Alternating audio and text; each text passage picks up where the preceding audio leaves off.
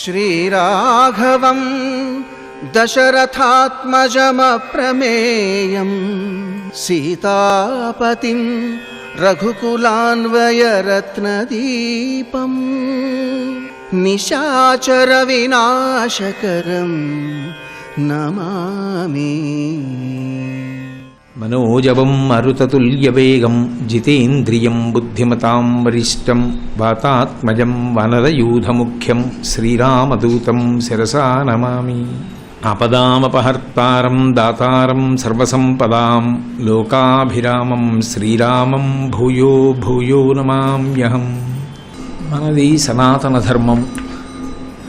దీని పేరే ధర్మం. అన్ని ఆశ్రమములు అన్ని వర్ణములు ధర్మానుష్ఠానము కొరకే నిర్దేశింపబడ్డాయి. వర్ణాశ్రమ ధర్మములు అని ఒక మాట వాడుతూ ఉంటాం. ధర్మం అంతా దేని మీద ఆధారపడి ఉంటుంది అంటే వర్ణము ఆశ్రమము. ఒక వర్ణము వారికి ఉన్న ధర్మము వేరొక వర్ణము వారికి ఉండదు. ఒక ఆశ్రమము వారికి ఉన్న ధర్మము వేరొక ఆశ్రమమునకు ఉండదు. ఆశ్రమము అన్న మాటని సక్రమంగా అర్థం చేసుకోవాలి. బ్రహ్మచర్యము, గృహస్థాశ్రమము, వానప్రస్థము, సన్యాసము ఎవరి ధర్మం వారిదే. ఒకరి ధర్మాన్ని వేరొకరు పాటించకూడదు. ఇంకొకరి ధర్మాన్ని పాటిస్తే ఏదో సంతోషంగా ఉందనిపించి ఇంకొకరు అనుకరించకూడదు. బ్రహ్మచారికి ఉండేటటువంటి ధర్మం బ్రహ్మచారికి ఉంటుంది. గృహస్థుకు ఉండేటటువంటి ధర్మం గృహస్థుకు ఉంటుంది. వానప్రస్థుకు ఉండే ధర్మం వానప్రస్థుకు ఉంటుంది. సన్యాసి కూడా ధర్మానికి అతీతుడు కాడు. భారతీయ ధర్మంలో ఉన్న గొప్పతనం ఎక్కడున్నది అంటే సనాతన ధర్మంలో చిట్ట చివరి ఆశ్రమమైనటువంటి సన్యాసాశ్రమం కూడా ధర్మము చేత కట్టుబడి ఉంటుంది. వాళ్ళు కూడా ధర్మాన్ని పాటించాలి. వాళ్లకుండే ధర్మాలు వాళ్లకున్నాయి. పాదచారి అయి సంచరించాలి అని నియమం. పాదచారి అయి మాత్రమే సంచరించవలసి ఉంటుంది సన్యాసి. అలా ఏ ఆశ్రమమునకు ఉండేటటువంటి ధర్మము ఆ ఆశ్రమము పాటిస్తే, ఏ వర్ణము వారు పాటించవలసినటువంటి ధర్మాన్ని ఆ వర్ణము వారు పాటిస్తే అంతకన్నా అనుష్ఠానమని ఇంకొకటి ఉండదు. దాని చేతనే మోక్షము, దాని చేతనే ఈశ్వరానుగ్రహము, దాని చేతనే యశస్సు, దాని చేతనే లక్ష్మి యొక్క కృప. అన్నీ దేని చేత సిద్ధిస్తాయంటే ధర్మము చేతనే సిద్ధిస్తాయి. చాలామందిలో ఒక అయోమయావస్థ ఒకటి ఉంటుంది. భగవద్భక్తి చేత అన్నీ సాధించుకోవచ్చు అని ఒక ఆలోచన. కేవలము భగవద్భక్తి అన్న పేరుతో ఏదో బాహ్యంలో ఉండేటటువంటి కొన్ని ద్రవ్యాల్ని తీసుకొచ్చి ఈశ్వరుణ్ణి ఆరాధన చేసినంత మాత్రం చేత ఈశ్వరుడు తృప్తి పొందేటటువంటి వాడు కాడు. ఎందుచేత అంటే ఈ సమస్త చరాచర ప్రపంచము ఆయన చేతనే సృజింపబడింది. ఆయన సృజించనిది మనం మాత్రమే సృజించినది లోకంలో ఉండదు. అందుకే ఈశ్వరుడికి ఎప్పుడైనా ఏదైనా మనం సమర్పణం చేస్తే మనం ఈశ్వరుని సృష్టిలోనిది ఈశ్వరునికి ఇస్తున్నాం తప్ప మనమంటూ సృష్టించింది కొత్తగా ఒకటి ఇవ్వడానికి మన దగ్గర ఏం లేదు. అసలు యథార్థంగా మాట్లాడాలి అంటే మనమే ఈశ్వరుడి యొక్క సృష్టిలో ఉన్నవాళ్ళం. చర్మము, రక్తము, మాంసము, కొవ్వు, అస్థి, శుక్ల, మేధ అనబడేటటువంటి 7 పదార్థముల చేత తయారు చేయబడిన ఈ శరీరం పరమేశ్వరుని యొక్క అనుగ్రహం చేత సృజింపబడింది తప్ప ఇది మనకి మనంగా నిర్మించుకుని ఇది నాది అని చెప్పడానికి యాజమాన్య హక్కులున్న వాళ్ళం కాం. అయినప్పుడు ఈశ్వరుడికి ఏదో పూజ పేరుతో ద్రవ్య సమర్పణం చేస్తే ఆయన అనుగ్రహించేసి సమస్తమైన కామితములను ఈడేర్చి హత్తుకుంటాడనుకునేటటువంటిది పొరపాటు బుద్ధి. యథార్థమునకు భక్తి అన్న మాటకు అర్థం ఏమిటి అంటే పరమేశ్వరుడు చెప్పినట్లు నడుచుట. నేను మా నాన్నగారి పట్ల భక్తితో ఉన్నాను అన్న మాటకు అర్థం ఏమిటి? మా నాన్నగారికి రోజు కాళ్ళు కడిగి మా నాన్నగారికి గంధం రాసి మా నాన్నగారికి నీరాజనం ఇచ్చి మా నాన్నగారు ఎలా నన్ను బ్రతకమని చెప్పారో అదొక్కటే చేయకుండా ఉన్నాను అనుకోండి, అప్పుడు నా భక్తిని భక్తి అనరు, ధూర్త భక్తి అంటారు. బాహ్యంలో పూజ చేస్తాడు, ఆంతరమునందు ఆయన చెప్పిన మాట ఒక్కటి పాటించాడు. ఇప్పుడు మా తండ్రి గారికి నేను చేసే పూజ వలన ఏమైనా తృప్తిగా ఉంటుందా? ఆయన నాతో తరచుగా ఒక మాట అంటారు, అప్పుడు ఒరే ఈ పూజలన్నీ అక్కర్లేదురా, నీ చెప్పినట్లు బ్రతకరా, నేను చెప్పినట్లు ఉండరా అంటారు. ఈశ్వరుడి పట్ల భక్తితో ఉండుట అన్న మాటకి యథార్థమైన అర్థం ఏది అంటే ధర్మమును అనుష్ఠించుట. ధర్మమును అనుష్ఠించుట అంటే ధర్మం ఎవరు చెప్పాలి? ఇది ధర్మం, ఇది ధర్మం కాదు అని చెప్పడానికి లోకంలో ఎవరికి ఉంది ఆ శక్తి? ఎవరు చెప్తే ధర్మం అవుతుంది, ఎవరు చెప్తే ధర్మం కాదు అంటే వ్యాసుడే చెప్పినా అది ధర్మం కాదు. ధర్మం చెప్పాలి అంటే ఒకే ఒక్కరికి అధికారం ఉంది. ఆ ధర్మం చెప్పేటటువంటిది వేదం. వేదం ధర్మాన్ని చెప్తుంది. వేదము ఈశ్వర ప్రోక్తము, ఈశ్వరుని చేత చెప్పబడింది. అందుకే ఈశ్వరుని చేత చెప్పబడింది అన్నప్పుడు ఈశ్వరుని ఊపిరే వాక్కుగా మారుతుంది. ఇప్పుడు నేను మాట్లాడుతున్నాను అంటే నా మాట ఎక్కడి నుంచి వస్తుంది? నేను ఊపిరి పీలిస్తే ఆ పీల్చిన ఊపిరిని నేను విడిచిపెట్టేటప్పుడు వాక్కుగా మారుస్తాను. నా ఊపిరే నా వాక్కు. నేను ఊపిరి తీయనప్పుడు అది వాక్కుగా రాదు. ఊపిరి వాక్కు. కాబట్టి నా ఊపిరికి నా వాక్కుకి ఏమైనా తేడా ఉంటుందా? ఊపిరి లేనప్పుడు వాక్కు లేనప్పుడు, ఊపిరి ఉన్నప్పుడే వాక్కు ఉన్నప్పుడు, ఆ ఊపిరి నేనైనప్పుడు, ఆ ఊపిరికి ఆ వాక్కుకి అభేదమైనప్పుడు ఈశ్వరుడే వేదం. అందుకే ఈశ్వరుడు ఎంతటి సనాతనుడో వేదమంతటి సనాతనము. అందుకే మీరు కొంచెం జాగ్రత్తగా గమనిస్తే అసలు ఈ ధర్మానికి పేరు లేదు. ఒకానొక నాడు ఈ ధర్మం తప్ప ఈశ్వర మార్గాన్ని చెప్పడానికి వేరొకటి లేదు. అనాదిగా ఉన్నది ఇది అంటే ఇదొక్కటే ధర్మం. ఇదొక్కటే కాబట్టి దీనికి పేరు ఉండవలసిన అవసరం లేకపోయింది. కానీ ఆ తరువాత అనేకమైనటువంటి మతములు వచ్చాయి. మతములు అంటే ఒకరి యొక్క మతి నుండి పుట్టినవి, ఒకరి అభిప్రాయముగా వచ్చినవి. ఈశ్వర ప్రోక్తమైనటువంటి వేదాన్ని ప్రమాణంగా స్వీకరించి వచ్చినటువంటిది సనాతన ధర్మము. ఈ సనాతన ధర్మానికి ఒక పేరు ఉండవలసిన అవసరం లేకపోయింది. అందుకే దానికి సనాతన ధర్మము అని పిలిచి ఊరుకున్నారు. దీని ఆయువు పట్టంతా ఎక్కడుంది అంటే ధర్మమునందే ఉంది. ధర్మము అన్న మాటకు అర్థం ఏమిటంటే వేదములో చెప్పబడినటువంటి జీవన విధానమును అర్థం చేసుకోవడం, వేదం ఎలా చెప్పిందో అలా బ్రతకడం అంతే. వినా ఇంకొక మార్గం ఉండదు. అలా బ్రతికితే ఈశ్వరుడి యొక్క అనుగ్రహానికి పాత్రుడైపోతాడు. ఇక కొత్తగా ఈశ్వరానుగ్రహానికి ఆయన ఏం చెయ్యాలి అన్న ప్రశ్న రాదు. ఎవడు ధార్మికమైన జీవనం చేస్తున్నాడో వాణ్ణి ఎప్పుడూ ధర్మము రక్షిస్తూ ఉంటుంది. అంటే ధర్మము రక్షించుట అంటే ధర్మం ఒక రూపాన్ని పొంది రక్షిస్తుందని కాదు. ధర్మమే ఈశ్వరుడు కనుక, ఆయన చెప్పినదే ధర్మం కనుక ఆ ధర్మాన్ని ఎవరు పాటిస్తున్నాడో వాణ్ణి ఈశ్వరుడే రక్షణ చేస్తూ ఉంటాడు. అందుకే ధర్మో రక్షతి రక్షితః. ఈ ధర్మాన్ని అనుష్ఠింప చేయడానికి మనందరి యందు కూడా ధర్మమునందు బుద్ధిని బాగా స్థిరంగా నిలపడానికి ఋషులు అద్భుతమైనటువంటి వాంగ్మయాన్ని ఇచ్చారు. ఈ వాంగ్మయము కల్పింపబడినటువంటి వాంగ్మయము కాదు. అందుకే ఈ వాంగ్మయాన్ని పేరు పెట్టి పిలిచినప్పుడు ఏమని పిలుస్తారంటే ఇతిహాసములు అని పిలుస్తారు. ఇతిహాసము అని పిలవడానికి కారణం ఏంటంటే ఇది కల్పింపబడినటువంటి కథ కాదు. ఇతి హా అసం, ఇది ఇట్లే జరిగినది, అందులో ఏమీ అనుమానం లేదు. యథార్థంగా ఎలా కథ జరిగిందో అలాగే వ్రాయబడింది. అందుకే మీరు కొంచెం జాగ్రత్తగా గమనిస్తే రామాయణ భారత భాగవతముల యందు ఎవరు కర్తయో ఆయన కూడా అందులో ఒక వ్యక్తిగా ఉంటాడు. పాత్ర అన్న మాట వాడకూడదు. పాత్ర అని ఎప్పుడంటారంటే అది కల్పింపబడిన సాహిత్యం అయితే. కృతకంగా ఎవరో కథ వ్రాసాడనుకోండి, ఆ కథ కల్పింపబడిన కథ.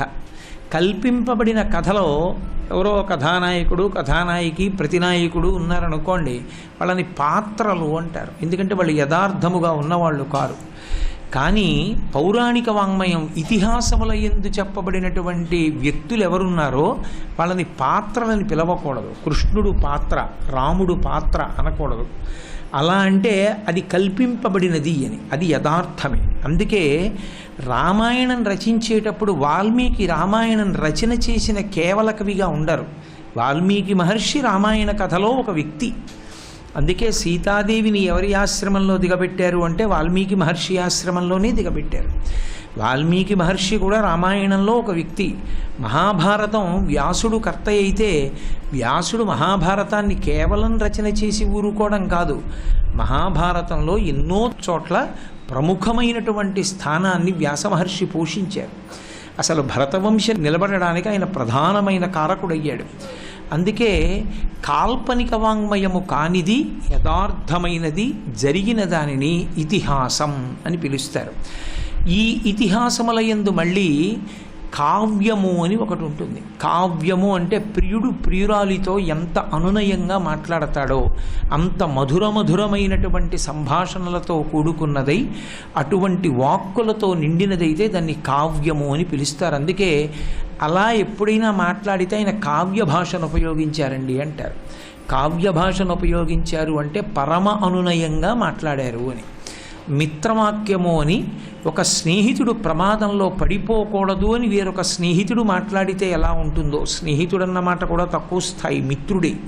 మితము నుండి ఋతమునకు తీసుకెళ్ళగలిగినటువంటి మిత్రుడు వేరొక మిత్రుడి యొక్క సంక్షేమాన్ని కాంక్షించి మాట్లాడితే ఎలా ఉంటుందో అటువంటి వాక్కుని మిత్రవాక్కు అంటారు. ఆ మిత్రవాక్కుతో కూడుకున్నది పురాణం.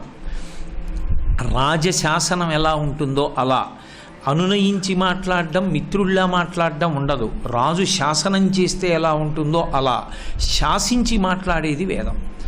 సత్యం వద ధర్మం చర, ఈ రెండే. అసలు మీరు యథార్థమైనటువంటి ఆలోచన చేస్తే సమస్త వాంగ్మయము యొక్క సారము ఈ రెండు మాటలే. సత్యం వద ధర్మం చర, సత్యమును పలుకు, ధర్మమును అనుష్ఠించు. ఇక ఎక్కడ ఎప్పుడు ఎవరు చెప్పనివ్వండి, ఈ రెండు మాటలను దాటి చెప్పగలిగిన వాళ్ళు ఇంకొండరు. అదే సనాతన ధర్మము యొక్క గొప్పతనం. సత్యం వద ధర్మం చరా కన్నా దాటి మేము కొత్తగా ఓ గొప్ప విషయం చెప్తాం అని చెప్పడానికి ఉండదు. ఇంకా ఈ రెండిటినీ చెప్పినది ఎవరు అంటే సనాతన ధర్మమే. అందుకే ధర్మము అన్న మాట ప్రాణప్రదం. ఆ ధర్మము అన్న మాట అసలు చాలా విశ్వాసముల యందు లేనే లేదు. అందుకే ఇంగ్లీష్ భాషలో మీకు ధర్మము అన్న మాటకి తుల్యమైన మాట కనపడదు. ధర్మమన్న మాట ఉన్నది ఎవరికి అంటే ఒక్క సనాతన ధర్మమునకే ఉంది. ఆ సనాతన ధర్మం ఒక్కటే ధర్మాన్ని మాట్లాడగలదు, ఆ ధర్మాన్ని అనుష్ఠింప చెయ్యగలదు. ఇందులో మళ్ళీ ప్రత్యేకించి కేవలము ధర్మాన్ని మాత్రమే లోకంలో ఆవిష్కరించడానికి వచ్చినటువంటి అవతారం రామచంద్ర ప్రభువు యొక్క అవతారం. దశావతారములని మనకి ఉన్నాయి.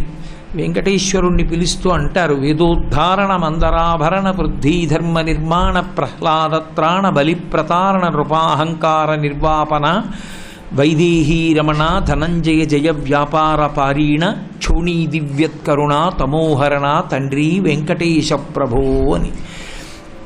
ఇందులో ఒకటి మత్స్యావతారం, కూర్మావతారం, ఇలా అనేకమైన అవతారాలు ఉన్నాయి. ఇన్ని అవతారాలలోనూ మీరు గమనిస్తే అంతర్లీనంగా ఒక లక్షణం కనబడుతుంది. ప్రధానంగా ఆ అవతారము యొక్క ప్రయోజనము ఏదో ఆ ప్రయోజనాన్ని నెరవేర్చడానికి వస్తుంది అవతారం. అవతారము అంటేనే క్రిందికి దిగి వచ్చుట.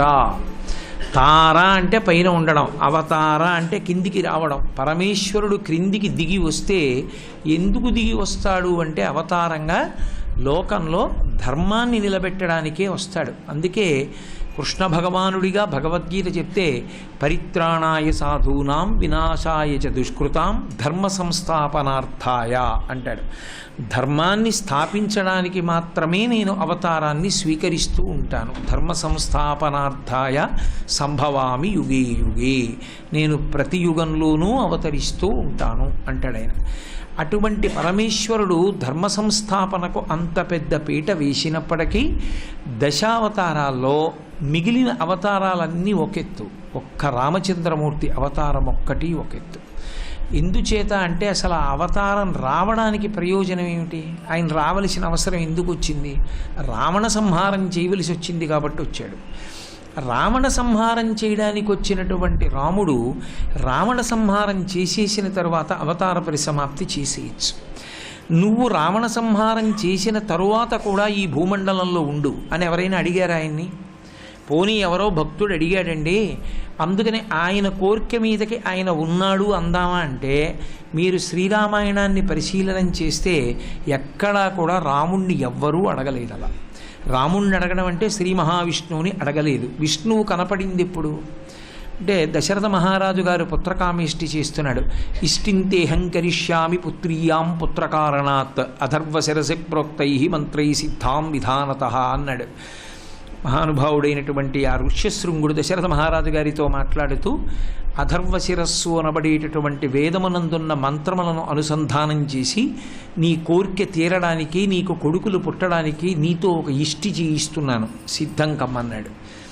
హవిర్భాగములను అందుకోవడానికి దేవతలందరూ వచ్చి కూర్చున్నారు. సహజం చతుర్ముఖ బ్రహ్మగారు కూడా వచ్చారు. ఆయన పితామహుడు, సభకి ఆయన సృష్టిని చేసినవాడు కాబట్టి ఆయన సభకి ఆధ్యక్షమునందు ఉంటాడు, పెద్దవాడు కాబట్టి. ఆయన వచ్చాడు అంటే అందరూ లేచి నిలబడతారు, అది గౌరవం. కాబట్టి బ్రహ్మగారు అగ్రాసనమునందు కూర్చున్నాడు. దేవతలందరూ వాళ్ళకి కలిగినటువంటి కష్టాన్ని చెప్పుకున్నారు ఆయనతో. ఏమిటి అందరికీ ఆ రోజుల్లో ఉన్న కష్టం? రావణాసురుని యొక్క బాధ ఒక్కటే. అందరూ ఆయనతో చెప్తూ అన్నారు, నైనం సూర్య ప్రతిపతి వార్ష్వే వాతి న మారుత చలోర్మిమాలీతం దృష్ట్వా సముద్రోపి నకంపతే అన్నారు. కేవలం రావణాసురుడు తపస్సు చేసి బ్రహ్మగారిని మెప్పించి కోరికలను తీర్చుకోవడానికి కావలసినటువంటి శక్తిని పొంది భోగానుభవాన్ని మాత్రమే పొందినవాడు కాదు. ఈశ్వరుడు ఈ సృష్టి ఎలా ఉండాలని నియామకం చేశాడో తద్విరుద్ధంగా సృష్టిని మార్చాడు. నైనం సూర్య, ఆయన బయటికి వస్తే సూర్యుడు ప్రకాశించకూడదు. ప్రతిపతి వార్ష్వేన మారుత, గాలి గట్టిగా వీయకూడదు. చిలోర్మిమాలీతం దృష్ట్వా సముద్రోపి నకంపతి, ఆయన సముద్రపుటొడ్డుకెళ్ళి నిలబడితే సముద్రంలో తరంగాలు రాకూడదు. అంటే ఇప్పుడు సృష్టికి వ్యతిరేకమైన శాసనం చేశాడు. దాని వలన మేమందరం బాధపడుతున్నాం. కాబట్టి ఇప్పుడు రావణ సంహారం ఎలా జరుగుతుంది అని అడిగారు వాళ్ళు బ్రహ్మగారు. బ్రహ్మగారు చాలా తమాషా అయిన మాట చెప్పాడు రామాయణంలో. ఆయన వీరి వలన చచ్చిపోతారు అని ఆయన అనలేదు. ఆయన అన్నాడు, కాసేపు ఆలోచించి, నేనే వరాలు ఇచ్చా. వాడు అవధ్యుడు, ఎవరి చేతిలోనూ చనిపోకూడదని కోరికలు కోరాడు. ఉత్తరాఖండలో అంటారు, రావణుడు తపస్సు చేసి నాకు వీళ్ల వల్ల మరణం ఉండకూడదు అని కోరాడు. చాలామంది పేర్లు చెప్పి, ఏదో దేవయక్ష గంధర్వ కిన్నెరకిం పురుషాదుల పేర్లు చెప్పాడు. చెప్పి ఒక మాట అన్నాడు, తృణభూతహితామన్యే ప్రాణినో మానుషాదయ అన్నాడు. నేను మనుష్యుల వలన మరణం ఉండకూడదని అడగను. ఎందుకు అడగనో తెలుసా? వాళ్ళంత పనికి మాలిన వాళ్ళు లోకంలో ఇంకొకళ్ళు లేరు. వాళ్ళ పేరెత్తి మళ్ళీ వరం కూడా ఏమిటి, అందుకని నేను అడగనన్నాడు. తృణభూతహితామన్యే, నేను వాళ్ళని ఒక తృణంగా భావిస్తున్నాను, గడ్డి పరక. వాళ్ళ చేతిలో మరణం రాకూడదని నేను అడగడం ఏమిటి, నేను అడగనన్నాడు అని బ్రహ్మగారు సభలో గుర్తు చేశాడు. మనుష్యుల చేతిలో నేను మరణించనని రావణుడు వరాన్ని కోరుకోలేదు కాబట్టి మనుష్యుల చేతిలో మరణిస్తాడు. నిజంగా రావణ సంహారం చేయడం సామాన్యమైన మనుష్యుడికి కుదురుతుందా? అంతటి తపశ్శక్తి సంపన్నుడు హనుమ అంతటి వారు సుందరకాండలో రావణాసురుణ్ణి చూస్తే అహో ధైర్య మహో సత్వ మహోద్యుతి అహో రక్షసరాజస్య సర్వలక్షణయుక్తతా అన్నారు. ఏమీ తేజస్సురా, రోమకూపాల్లోంచి కొడుతోంది వీడి శరీరంలోంచి అన్నారు. ఎక్కడ మనుష్యులు తొందరపడిపోతారోనని మహానుభావుడైనటువంటి రామచంద్రమూర్తి అవతారంగా రావడం కోసమని శ్రీ మహావిష్ణువు సభలోకి ప్రవేశించారు. ఏతస్మిన్నంతరే విష్ణు రూపయాతో మహాద్యుతి శంఖచక్రగదాపాణి పీతవాస జగత్పతి అన్నారు మహర్షి. శంఖచక్రగదాపద్మములను పట్టుకుని చతుర్బాహువులతో పీతాంబరంతో ఆయన సభలోకి వచ్చారు. అందరూ లేచారు, స్తోత్రం చేశారు. అప్పుడు ఆయన ప్రతిజ్ఞ చేశారు. ఎవ్వరూ ఆయన అడగలేదు. ఆయన అడిగింది ఒకటే, రావణ సంహారం చేయమని అడిగారు. ఆయన రావణ సంహారం చేసి అవతార పరిసమాప్తి చేసేస్తే చాలు తప్ప నువ్వు రావణ సంహారం చేసిన తరువాత కూడా ఈ లోకంలో ఉండు అని ఎవ్వరూ అనలేదు. అనకపోయినా ఆయన ఒక మాట అన్నారు, హత్వా క్రూరం దురాత్మానం దేవర్షీణాం భయావహన్ దశవర్ష సహస్రాణి దశవర్ష శతానిచ అన్నారు. నేను రావణాసురుణ్ణి సంహరిస్తాను. ఎందుకు సంహరిస్తాను అంటే కారణం లేకుండా ఆయన సంహారం చేయడు. దేవర్షీణాం భయావహన్, దేవర్షులైనటువంటి వారు పరమధర్మాత్మలు భక్తితత్పరులైనటువంటి వాళ్ళని హింసిస్తున్నాడు, అందుకు చంపేస్తాను. చంపిన తరువాత అవతార పరిసమాప్తి చేయను. ఒక వామనమూర్తి రాజ్యం పుచ్చుకున్న తర్వాత అవతార పరిసమాప్తి చేసినట్టు సత్యవ్రతుడికి ఆ కల్పాంతమునందు యథార్థ దర్శనం చేయించి బ్రహ్మజ్ఞానం ఇచ్చి ఉత్తర కల్పమునందు మనువుని చేసి అంతర్ధానమైనట్టు అలా నేను అవతార పరిసమాప్తి చెయ్యను. దశవర్ష సహస్రాన్ని దశవర్ష శతానిచ 11,000 సంవత్సరములు ఈ భూమిని పరిపాలన చేస్తాను. ఒక మనుష్యుడు ఎలా బ్రతుకుతాడో అలాగే బ్రతుకుతాను. సర్వం శ్రీ ఉమామహేశ్వర పరబ్రహ్మార్పణమస్తు.